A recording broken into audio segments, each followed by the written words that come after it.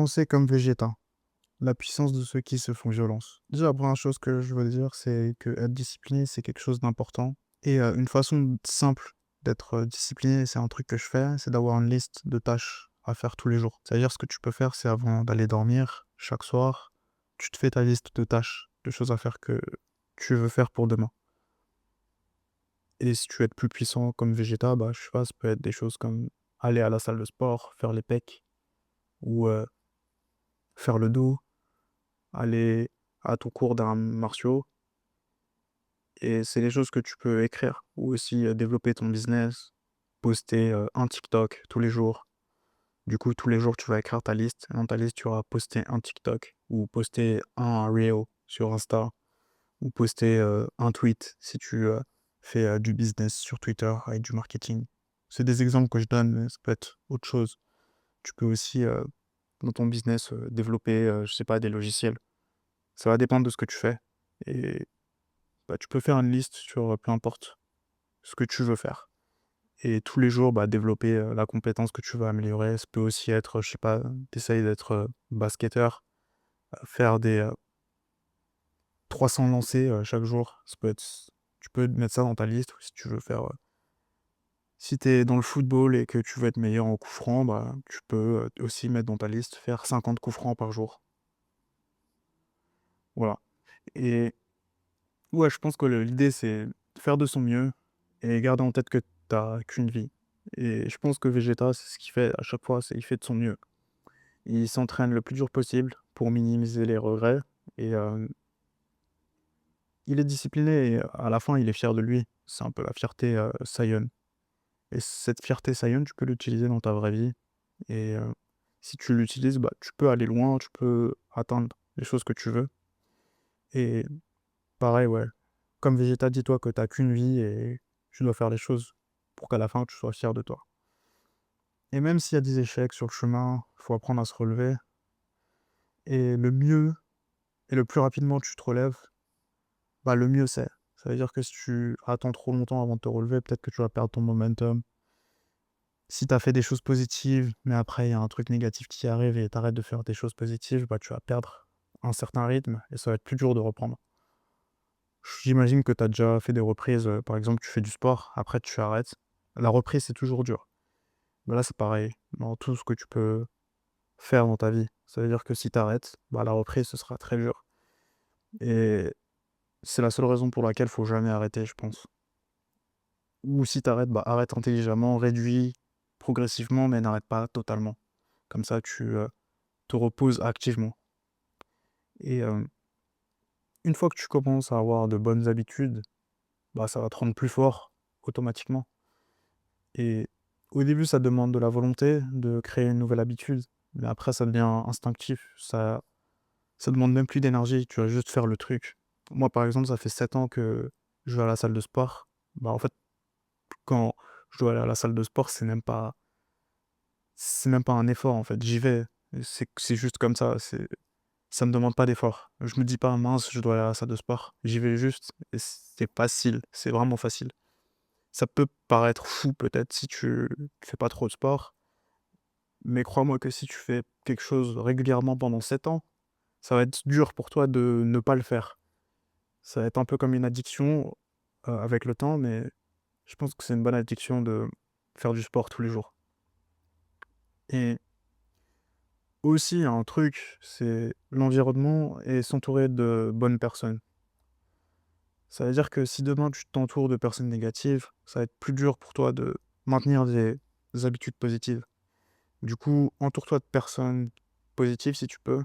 Et si tu peux pas, peut-être prends du recul, essaye de te protéger et lis des livres. Bah, t'as plein d'auteurs positifs qui peuvent t'apporter des choses positives. Et Vegeta, c'est ce qu'il a fait. Il s'est rapproché de Goku au final. Ou en tout cas, il a gardé en tête que c'était sa compétition et du coup, c'est une compétition saine. Et en s'entourant de Goku et de Gohan et de Trunks et de Goten, au final, il est devenu plus fort. Il s'est surpassé parce qu'il a vu qu'autour de lui, il y avait des personnes plus fortes que lui. Et parce qu'il y avait des personnes plus fortes que lui, bah, ça l'a juste motivé à aller plus loin et à être plus fort. Et je pense qu'il y a aussi un truc, là, c'est un peu en dehors de Dragon Ball, mais le monde, il est en train de changer assez rapidement et je pense que c'est important d'être rapide. Ça veut dire que là, il va y avoir de l'intelligence artificielle, heu, les réseaux sociaux, les short form content. Je pense que c'est important d'apprendre rapidement une nouvelle compétence. Aujourd'hui, si tu te dis: «Ouais, je veux juste aller à l'école et me contenter des compétences que je veux avoir à l'école», je pense que tu vas te noyer à un moment donné. Du coup, je pense que apprendre à apprendre rapidement, c'est vraiment une compétence importante et s'adapter. Et ce qui est bien aussi dans Dragon Ball Z, c'est que tu vois que Vegeta, il s'adapte. Ça veut dire que il voit que ça marche pas, du coup, il s'adapte. Après, il essaye de développer le Super Saiyan parce que ça marche pas de rester normalement. Du coup, il sort toujours de sa zone de confort et c'est comme ça qu'il bah, au final, c'est un des personnages les plus forts de Dragon Ball et parce qu'il s'est adapté et si tu veux être puissant et fort, bah, tu dois t'adapter. Et comment tu peux t'adapter?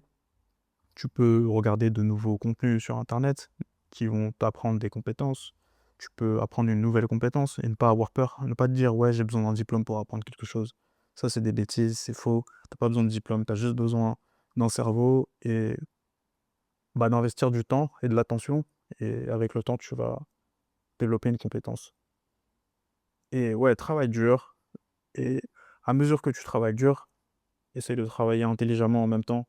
Essaye de voir comment est-ce que tu peux être plus efficace en mettant moins d'efforts. Mais commence par travailler dur, te préoccupe pas trop de travailler intelligemment en premier.